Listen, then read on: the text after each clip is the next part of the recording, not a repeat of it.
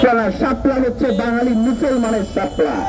সুতরাং বাঙালি মুসলমান, বাঙালি গণমানুষের এই শাপলাকে তার বিচার না করে, তাকে অবহেলা করে বাংলাদেশে আপনি রাজনীতি করবেন, এটা আসলে বাংলাদেশে আগামীর দিনে আর হতে পারে না।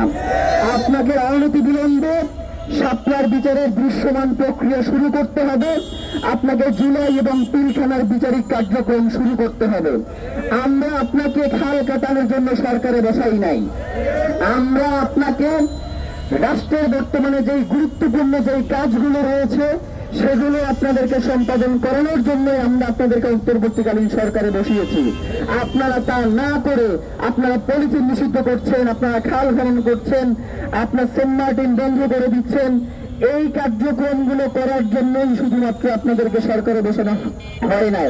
আপনারা জুলাই, আপনারা শাপলা, আপনারা পিলখানার রক্তের দায় নিয়ে অন্তর্বর্তীকালীন সরকারে বসেছেন এবং এদের বিচার আপনাদের করা আপনাদের উপরে ফরজ। সুতরাং আমরা বলতে চাই, এই শাপলা থেকে আপনাদেরকে জানিয়ে দিতে চাই যে অনতিবিলম্বে আপনারা এই গণহত্যাগুলোর দৃশ্যমান বিচারিক প্রক্রিয়া শুরু করেন। প্রিয় সংবাদ